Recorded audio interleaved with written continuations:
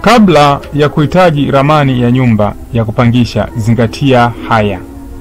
Kabla hujajenga nyumba ya kupangishwa, ni muhimu kufahamu aina ya wapangaji unaowalenga na wanaopatikana kwa urahisi katika eneo lako hilo unalotaka kuijenga.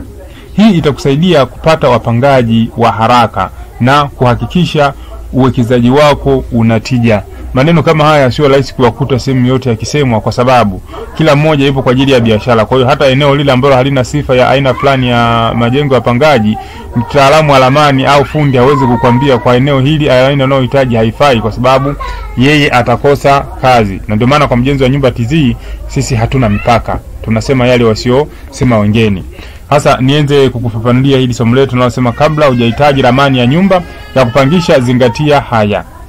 Kuna wapangaji wa aina ya kwanza. Wapangaji wenye familia, au unakuta na familia ndogo, labda na mke na mtoto.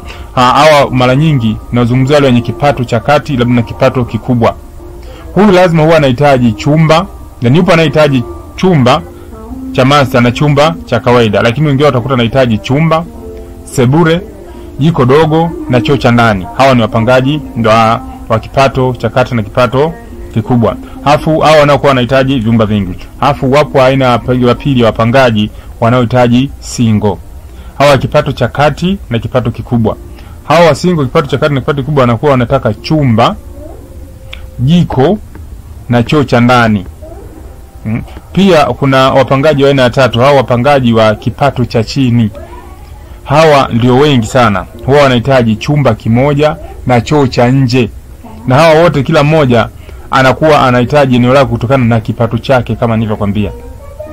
Kumbuka, si kila ramani ya nyumba ya kupangisha inafaa kwa kila eneo. Ramani bora hujengwa kwa kuzingatia uhalisia wa soko la wapangaji katika eneo husika. Ushauri huu ni muhimu kabla hujaingia gharama za ramani na ujenzi.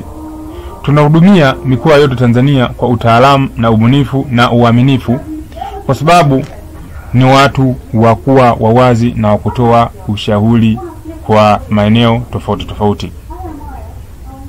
Ukihitaji huduma zetu za ujenzi wa nyumba, za uhitaji wa ramani, finishing, paua na kazi zote zinazohusiana na nyumba, wasiliana na sisi kwa namba hizo unazoziona hapo. Kumbuka, nyumba bora hujengwa na fundi bora. Asante sana kunisikiliza na karibu tena kwa elimu zaidi na zaidi. Shukrani.